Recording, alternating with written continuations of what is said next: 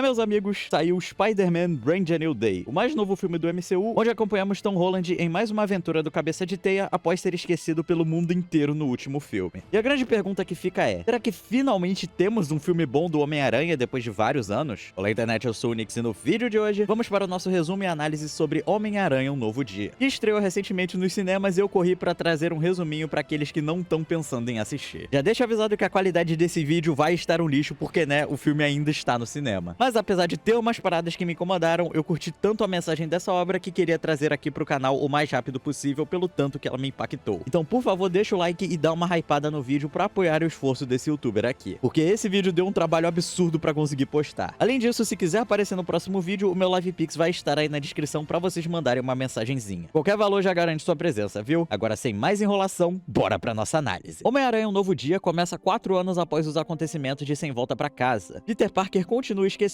e sofrendo após a perda de seus amigos, vivendo num estado de isolamento absurdo. Mas em contrapartida, a cidade de Nova York tá cada vez mais segura com as ações do Homem-Aranha. Vemos nesse início ele salvando pessoas e lutando contra vilões icônicos como Escorpião, Lápide e a organização secreta do Tentáculo. Pra quem não lembra, eles são os grandes vilões nas séries da Marvel que teve início lá na Netflix, e agora a Disney tem dado continuidade. O Cabeça de Teia trabalha junto da detetive Jean DeWolf ajudando a solucionar os crimes, sendo essa mulher uma das suas poucas aliadas até então. Recebendo o chamado de mais um crime onde um tanque de guerra havia sido roubado, é hora de ir lá investigar. O veículo percorre a cidade desgovernada e começa a dar um baita trabalho pra polícia. Mas pra ajudar o nosso herói, mais alguém aparece. Frank Castle, o Justiceiro, vulgo um dos melhores personagens desse filme, chega ali pra destruir o tanque. Mas o Homem-Aranha, sabendo da índole do cara e que certamente inocentes sairiam mortos, ainda mais com ele carregando uma bazuca, já aproveita pra neutralizá-lo.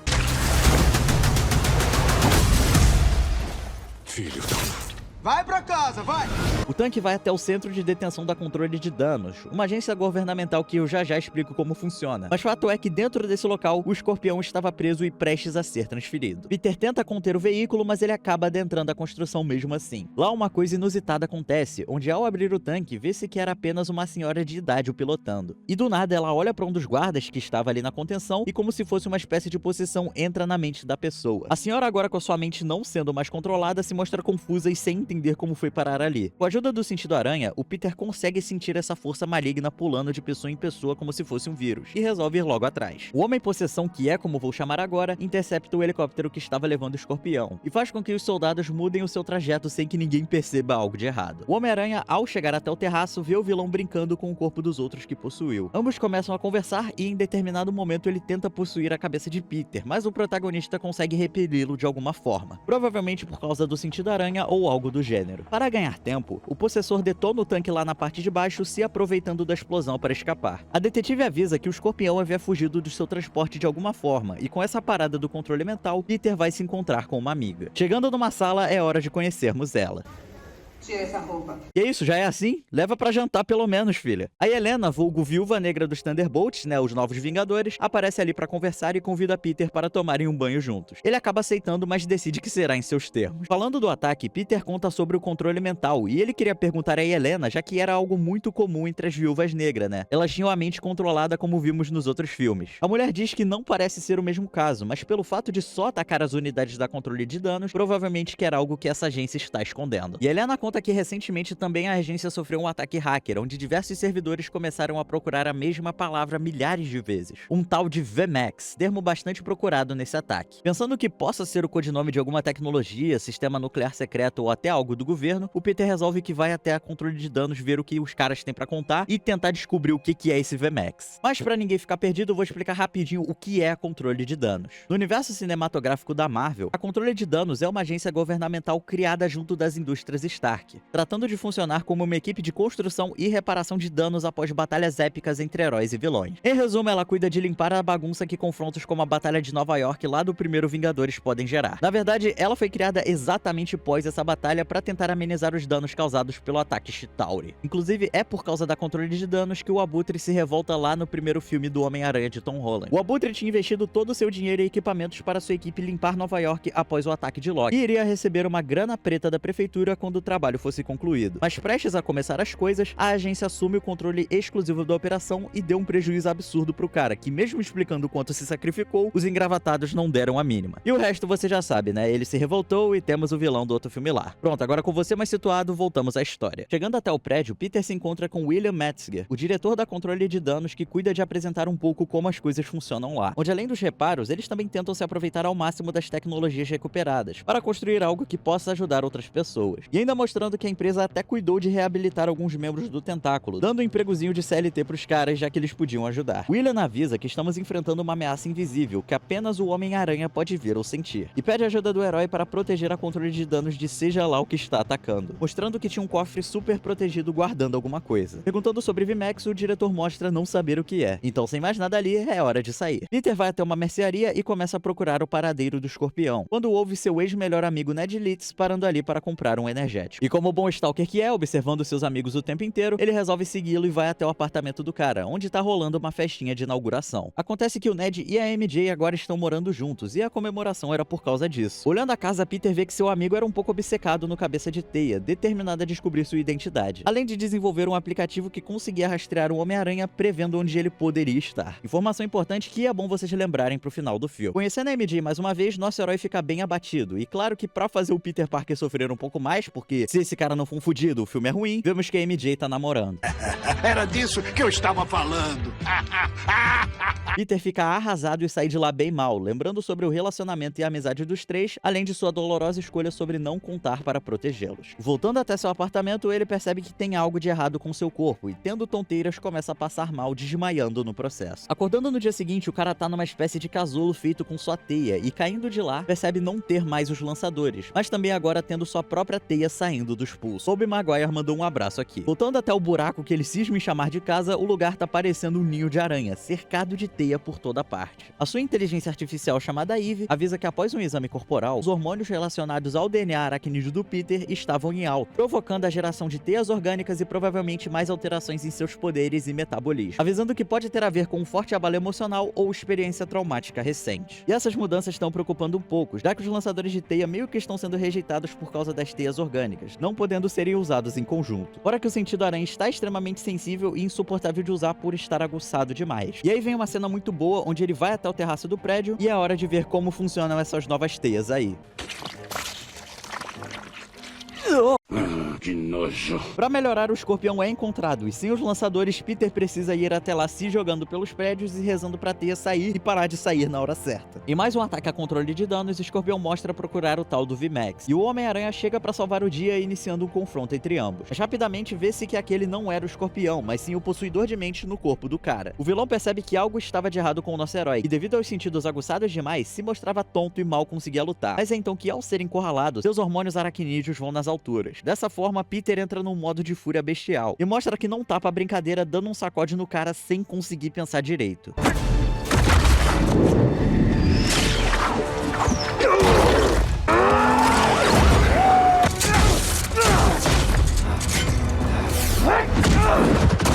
Caracas. O problema é que ao fazer isso acabou perdendo o controle e ferindo uma policial no processo, deixando as pessoas bem assustadas com o que rolou. Com o Escorpião neutralizado e sabendo que tinha algo de errado em seu corpo, Peter vai atrás de conversar com o Dr. Bruce Banner, o nosso queridíssimo incrível Hulk. Graças a um aparelho inibidor preso em seu braço, ele conseguiu conter o seu outro lado, podendo agora trabalhar como professor numa universidade. Banner fica intrigado ao ver como o rapaz era deveras inteligente e resolve ouvir o que ele tinha a dizer. Lembrando que o cara não sabe que o Peter era o Homem-Aranha e tudo mais. Querendo entender como ele fez pra conter as mutações em seu corpo, Bruce explica que é possível criar um inibidor universal capaz de conter os poderes e as mutações de qualquer pessoa, da mesma forma que ele fez pra conter o Hulk. Sabendo disso, nosso herói vai pra casa e começa a trabalhar numa forma de criar esse aparelho, pra tentar conter o seu DNA aracnídeo com medo de que aquela transformação ficasse fora de controle novamente. Ele até consegue criar um chip bastante similar ao do Dr. Octopus, mas o protótipo ainda não funciona direito e falha no primeiro uso devido a superaquecimento. Saindo na rua após o experimento falhar, ele é abordado por um jovem que pergunta se estava tudo bem. E rapidamente percebemos que aquele era o vilão do filme falando por mais uma pessoa que possuiu, dizendo que por algum motivo o Homem-Aranha era um dos únicos que não dava pra invadir a mente, e o cara se mostra bem frustrado por isso. O problema é que ao questionar sobre VMAX, o vilão mostra que sabe bem mais do que deveria. Eu sempre vou me meter no seu caminho. Ah, tem certeza disso? Peter Parker.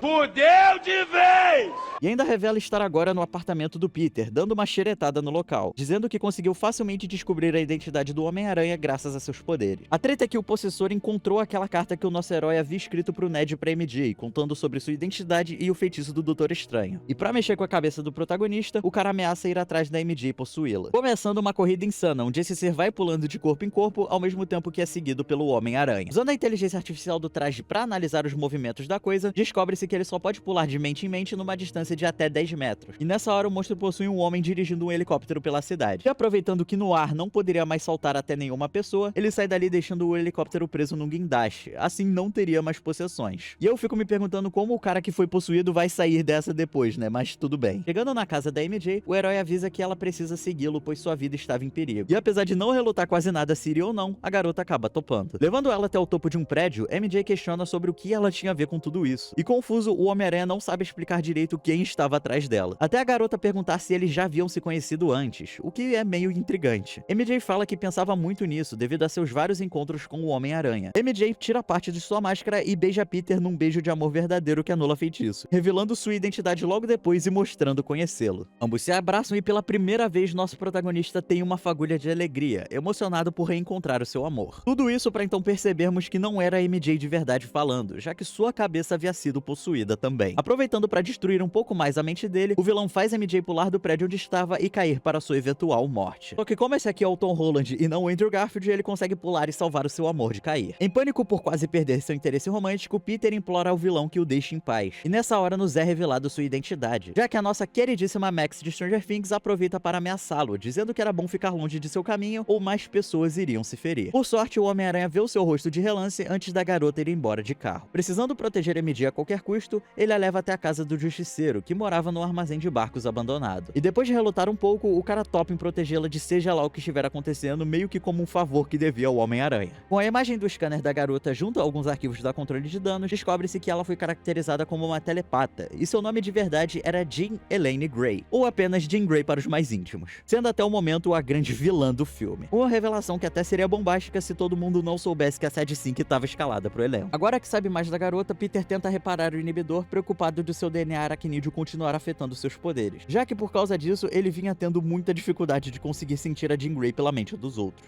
E nessa hora a MJ aproveita para conhecê-lo um pouco mais. Ambos têm um momento fofo e a jovem consegue ajudá-lo a consertar o aparelho. Com isso, os hormônios são contidos e apesar de estar com os poderes enfraquecidos, temos agora o controle de novo. Sabendo que o aparelho funciona, o protagonista cria mais um desses para usar em Jean Grey e conter suas habilidades telepáticas. Conseguindo rastreá-la até mais um ataque iminente a controle de danos, Peter começa a se balançar até lá. E a MJ convence o Frank de que o Homem-Aranha pode precisar de sua ajuda nessa batalha. Jean Grey, pesquisando sobre VMAX, não encontra nada e se mostra deveras frustrada, enquanto tenta adentrar o cofre da agência acreditando esconderem o VMAX lá dentro. Os dois se encaram e Jean mostra que não tá pra brincadeiras e conseguiu possuir a mente de Bruce Banner, removendo o aparelho inibidor e trazendo o Professor Hulk de volta. Uma perseguição insana começa pelo prédio e o Hulk vai levando vantagem contra nosso herói. Mas pra ajudá-lo, o Justiceiro chega lá e começa a fuzilar o bichão. Numa cena incrível de luta, ambos trabalham juntos pra tentar conter o monstro. Com a Jean perdendo um pouco o controle, os dois se dividem e o Homem-Aranha tenta ajudar Banner a se levantar. Mas furioso pelo que aconteceu, ele começa a perder a cabeça e novamente se transforma, mas dessa vez no Hulk por inteiro, que finalmente resolveu voltar ao UCM. E aí o confronto se inicia. Ao mesmo tempo disso, a Jean Grey entra na mente do Justiceiro e usando seu equipamento se prepara para estourar o cofre ultra secreto da controle de danos. Então o Peter precisa resolver essa rápido antes que a garota consiga entrar. Mais uma referência ao Tobey, vai pegando. Usando a luva do Shocker e conseguindo segurar o Hulk, parecia que ia dar certo. Só que sua pele é densa demais e por causa disso o inibidor não iria funcionar. Então é necessário um pouco de improviso. Mas o Hulk ainda é muito mais forte e prestes a perder, Peter diz ser seu amigo e mostra os olhos por um breve momento. Ao que tudo indica nessa parte, o Hulk parece reconhecê-lo ou simpatizou com ele de alguma forma. Como isso rolou, não faço ideia, mas o Hulk fica mais manso e desiste de lutar contra o Homem-Aranha se tacando do topo do prédio. Já dentro do cofre, Jean finalmente consegue entrar. Entretanto, perto de possuir a mente do William, acreditando que iria encontrar o VMAX, o Homem-Aranha num movimento rápido consegue colocar o inibidor na garota, neutralizando seus poderes. A controle de danos se aproveita e dispara um tranquilizante nela, mas antes de apagar, a menina fala o nome Sarah, que deixa o nosso protagonista bem intrigado sobre quem era essa pessoa. O Dr. Banner é levado por paramédicos e encerra sua participação no filme por aqui. Meio perdido, mas acho que ficou ótimo o tempo de tela do Hulk. Perguntando ao diretor da controle de danos sobre quem é essa tal de Sarah, William explica que antes de ser neutralizada, a Jean havia conseguido entrar em sua mente, e Sarah era uma ex-companheira de trabalho que tinha falecido no passado. Provavelmente Provavelmente ela falou esse nome vagando pelas lembranças do cara, já que com seus poderes ela consegue fazer muito mais do que só possuir os outros. E com isso explicado, a garota é presa e o dia parece ter sido salvo mais uma vez. E aqui vem uma das melhores cenas do filme, na minha opinião. Ao voltar para a base do Justiceiro, vemos que a MJ conseguiu encontrar aquela carta que Peter havia escrito. E com sua identidade já comprometida, ambos têm uma conversa direta. Peter tenta explicar que apenas queria protegê-la, dizendo que se culpava por perder uma pessoa muito importante, tendo medo do que poderia acontecer com ela caso ficasse perto do Homem-Aranha. Falando o quanto era horrível viver sem MJ, Peter se declara dizendo que a amava muito e sentia saudades. Mas é então que, pra surpresa de muita gente, a garota fala que entende porque sua versão antiga amaria, mas essa não era mais aquela pessoa de antes, já que nem sabia quem ele era de fato. E ainda mete na cara do Peter um "eu não amo você, afinal eu nem te conheço", pedindo pra ir embora logo em seguida. E aqui o filme ganhou meu respeito total porque muita gente acreditava que seria um final alegrinho e o casal iria se juntar novamente. Mas pelo menos não agora. E se temos Peter Parker sofrendo, tem muito fã do Homem-Aranha por aí feliz. I don't love you.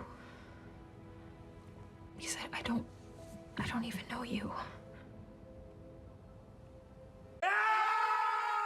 Mas de verdade, essa cena me pegou de um jeito muito forte e tu se sente muito mal pelo Homem-Aranha aqui. Eu admiro a coragem que os caras tiveram de fazer algo nesse estilo, porque tá difícil esperar qualidade no MCU. É um bagulho muito forte pro personagem, cara. Levando a MJ pra casa enquanto sua mente estava destruída, parecia que iria acabar por ali. Mas ela o convida pra entrar e conversar com o Ned, sabendo que ambos eram grandes amigos. O trio passa por um momento de amizade juntos e começam a conversar sobre nerdice, ciências e algumas referências geek, tendo um dos dias mais felizes na vida do Homem-Aranha em vários anos apenas de trabalho. Peter conta sobre o que rolou no terraço, que quando a MJ foi possuída, Jean fez eles se beijarem. A garota explica que não tinha nenhuma lembrança ou memória sobre a possessão. Em um momento ela simplesmente estava em casa e depois acabou do nada acordando no meio da rua. Nessa hora o protagonista entende que quem era possuído não tinha lembranças de nada. Então percebe que William havia mentido quando falou sobre a garota chamada Sarah e aquela história de ex-colega de trabalho. Logo tem caroço nesse angu aí. Conversando mais uma vez com Helena, a nova viúva negra vasculha os arquivos da controle de danos e percebe que a empresa estava tentando apagar os registros de que Jean Grey tinha na verdade uma irmã chamada Sarah Grey, que também era telepata e foi capturada pela agência para ser estudada e provavelmente explorada também. Sabendo que a menina só queria rever sua irmã, Peter parte até a controle de danos para salvá-la dos malditos engravatados do governo. Em um rápido flashback, conhecemos mais sobre Jean e Sarah, treinando seus poderes juntas num parque. Ambas sofrendo do trauma de terem sido abandonadas, já que após as meninas ganharem poderes, acabaram sendo tratadas pela própria mãe como se fossem aberrações. Mas estava tudo bem porque uma tinha a outra e dava pra seguir a vida assim. Só que em questão de segundos, Sarah é atacada e os agentes sequestram a garota, levando embora. Jean até tenta ajudá-la, mas sua irmã usa seus poderes uma última vez para afastá-la. Com o flashback explicado, a telepata acorda presa numa sala junto de William, e devido ao inibidor, seus poderes estão severamente enfraquecidos. Perguntando do paradeiro de Sarah, William não explica muita coisa e diz não saber o que é esse tal de VMAX que tanto fala. Jean explica que já conseguiu se comunicar com a irmã telepaticamente uma vez, e a palavra VMAX foi a única pista deixada para a garota,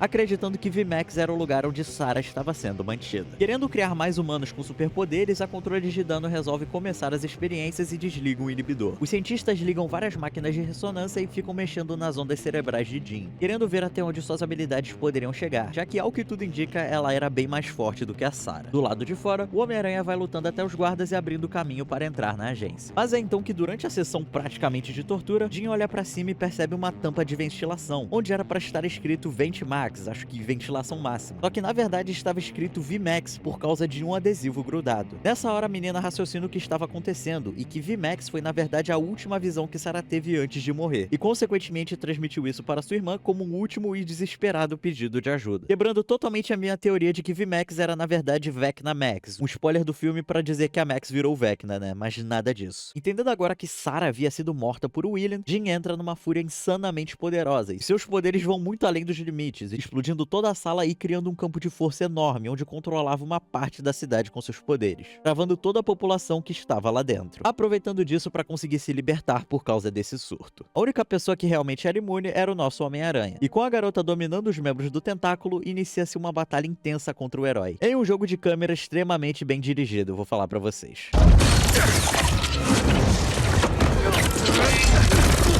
Jean compromete William e diz ao Homem-Aranha que ele não deve confiar tanto nas pessoas como sempre faz. Em meio à batalha, o Justiceiro liga avisando o que tá rolando do lado de fora e diz que vai resolver as coisas do jeito dele. Escalando o topo de um prédio, Frank começa a armar uma sniper na direção da controle de danos e se prepara para disparar contra Jean Grey. Nessa parte, o Homem-Aranha leva um verdadeiro sacode, já que seus poderes estavam bem enfraquecidos pelo inibidor. Jean fala sobre como eles não podiam ter uma vida normal por terem poderes, e por conta dessas habilidades seriam caçados a vida inteira apenas por serem diferentes, fazendo muitas pessoas importantes morrerem no processo. Ainda questionando o fato de que Peter sabe daquilo, afinal se escondia no manto de Homem-Aranha, e tenta ao máximo conter o monstro dentro de si por ter medo do que pode fazer. Vendo uma pessoa que também se isolou, assim como ele mesmo, e tinha poderes fora do normal, o nosso herói entende que não precisava ser extremo a esse ponto, e se lembrando das suas memórias e as pessoas que já esteve ao seu lado, aceita o seu eu interior e remove o inibidor, não sendo mais só o Peter Parker ou o Homem-Aranha dessa vez. Você é o Peter Parker? Ou você é o Homem-Aranha?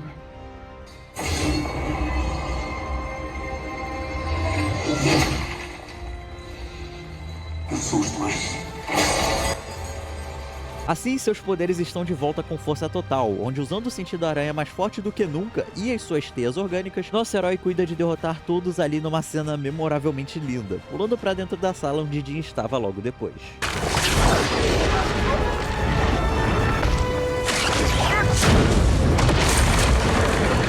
Cinema! Cinema! Percebendo que a garota estava prestes a matar o William, o Homem-Aranha pede que Jean pare, dizendo que entende a dor da jovem por perder sua irmã, mas não precisa ser esse o único caminho. Nessa hora, o rapaz permite que Jean Grey entre na sua mente, e lá a garota visualiza uma das memórias mais importantes do Peter, que é uma conversa com a Tia May pouco tempo depois dela descobrir que ele era o Homem-Aranha. E sentiu bem nesse universo, é ela quem serve como sua bússola moral. Em certo momento, Jean entra no lugar de Peter e percebe o quanto ambos eram parecidos, e também tinham os mesmos medos relacionados aos seus poderes. Usando o discurso no Jutsu, a Tia May fala que por você ser uma pessoa especial, os outros podem fazer coisas ruins com você. Mas apesar de tudo, as pessoas que te amam de verdade não vão te amar pelo quão grandes são as suas diferenças, mas sim pela pessoa que você é. E a sua maior responsabilidade nesse meio era nunca esquecer-se de quem você está sendo ou pode se tornar, impedindo que seus poderes, ou no caso as suas diferenças, mudem a sua pessoa. Algo que atinge a Jean de forma intensa, afinal ambos se culpam pela perda de entes queridos por causa das habilidades que têm. Ela e o protagonista conversam sobre as pessoas que perderam, onde Peter fala que não é por terem perdido alguém que precisam ficar sozinhos, já que você se isolar não dá certo, pois só te prejudicaria como o prejudicou bastante nesse período. E esse não era o caminho que ele queria para Jean, dizendo que estaria ali para apoiá-la e estar ao seu lado. Ouso dizer que nessa cena os caras tiveram até mais química que o próprio Peter com a Zendaya, bem bizarro mesmo. A conversa seguia bem, até que o puto do Justiceiro dispara sua sniper não sabendo o que estava rolando lá dentro, na tentativa de conter a Jean Grey. Peter se sacrifica e consegue entrar na frente do disparo, salvando a vida de Jean antes da garota ser atingida. Mas acaba ficando gravemente ferido para protegê-la, levando um tiro certeiro nas costas. Desesperada, a telepata usa seus poderes na tentativa de conseguir conter as feridas do Homem-Aranha, impedindo que ele morresse. E Frank o leva desesperada até um hospital para que possa ser cuidado pelos médicos. A cidade de Nova York inteira se mostra deveras abatida e preocupada se seu herói vai sair vivo dessa. E isso gera uma enorme comoção. As crianças fantasiadas se juntam, toda a população acende velas e rezam unidas na esperança de que ele consiga se recuperar, chegando ao ponto do Empire State ser iluminado com as cores do herói. Tempo depois, já no hospital, Peter acorda não preocupado com sua situação, mas em saber onde estava Jean. O Justiceiro, tentando acalmá-lo, explica que a garota usou suas habilidades para mantê-lo vivo, e após chegarem no hospital, ela foi embora para evitar que continuasse sendo caçada. Emocionado, o Justiceiro pede perdão por causa da merda que havia feito, dizendo o quanto ficou admirado com o Homem-Aranha se sacrificando pela garota. E nessa hora o Peter aproveita pra zoar um pouco com a cara do Frank. E fala pra vocês, a química desses dois personagens é absurda de boa nesse filme. Ver o Aranha cativando um homem bruto como o Justiceiro é uma parada realmente foda. E agora chega uma das cenas que, na minha opinião, é uma das mais emocionantes desse filme, onde do lado de fora, Peter escuta várias vozes, já que a cidade inteira estava na frente ao hospital esperando e torcendo que o Homem-Aranha acordasse logo. O Justiceiro dá uma ideia a Peter que sai de lá sem seu uniforme, já que a roupa havia sido rasgada para os médicos trabalharem. Ao sair na rua, o próprio Frank veste a máscara de herói e mostra à população que estava tudo bem. E nessa nessa hora Peter pôde testemunhar e sentir na pele como tudo o que fez havia valido a pena, quando vê o quanto as pessoas se importavam com ele. E mesmo Peter Parker estando solitário, o povo estava junto do Homem-Aranha, não existindo nada mais inspirador para um herói do que ver o brilho e a esperança nos olhos das pessoas, e principalmente das crianças.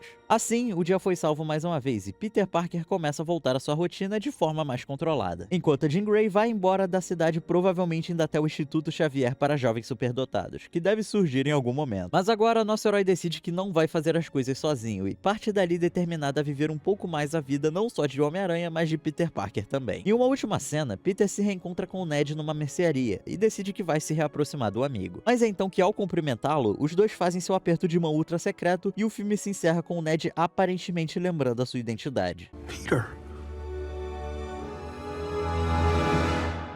E assim termina a história de Homem-Aranha: O Novo Dia, mas não antes de uma cena pós-crédito que eu não tenho aqui, vermos a tela do aplicativo de detecção do Homem-Aranha, criado lá pelo Ned, onde o aplicativo mostra que por algum motivo o Homem-Aranha não estava sendo encontrado na Terra, mas sim largado no meio do espaço. E sim, essa é a única cena pós-crédito do filme e não vale a pena esperar pra ver, apesar de termos o letreiro de que em breve Homem-Aranha irá voltar. Algo que muitos fãs estão discutindo o que significa, mas na minha visão, isso é o teaser para Vingadores Guerras Secretas, já que como bem sabemos o Homem-Aranha não vai estar em Vingadores Doutor Destino, e graças a Deus que ele não tá lá, porque esse filme tem gente demais. E pra quem não manja da história de Guerras Secretas, basicamente vários heróis e vilões são raptados e levados até outro planeta para lutarem entre si. Inclusive é nessa saga onde o Homem-Aranha encontra uma roupa alienígena nesse outro planeta, que deve nos levar ao arco do simbionte. Então é bem possível que o próximo filme solo do Homem-Aranha também tenhamos a presença do Venom. Mas por esse vídeo é só, eu gostaria muito de agradecer ao apoio de todos vocês e espero que tenham gostado e que tenha conseguido prender você até aqui. Mas fala aí, você gostou de Homem-Aranha: O Novo Dia? Não vou me estender muito sobre o filme porque talvez faça um vídeo só pra ele, mas foi uma experiência muito agradável e surpreendeu absurdos, apesar de pra mim ainda ter alguns problemas que eu devo abordar no futuro. Mesmo assim, é muito confortável ver o Homem-Aranha como parte daquilo, não sendo de novo um coadjuvante que tá ali pra aprender, mas finalmente ele sendo o protagonista do próprio filme. Era algo que o Aranha de Tom Holland precisava e muito, só crescendo minha vontade de ver pra onde mais essa história deve ir. Eu espero que tenha gostado e que tenha conseguido prender você até aqui. E um agradecimento mais que especial aos meus membros do canal, como o meu mano Pagode 21, o membro mais recente até então. Tamo junto, meu lindo, e seja bem-vindo. Junto do PQP Bro, sim, esse é o nome dele, e os meus queridíssimos Josh John Juqueira, Salles Skins e o João Paulo Batista. Além da maravilhosa Estera, minha tia May da vida real, que me ensinou o quanto eu posso ajudar as pessoas e fazer vídeos aqui. Obrigado demais, Esther, você sempre será lembrada como alguém que salvou a minha vida num momento difícil. Inscrita dessa comunidade não tem o direito de ser triste nessa vida, né? E que dirá o membro. Tamo junto, rapaziada. Do mais, o meu nome é Nix e você tá no meu canal. Abraços.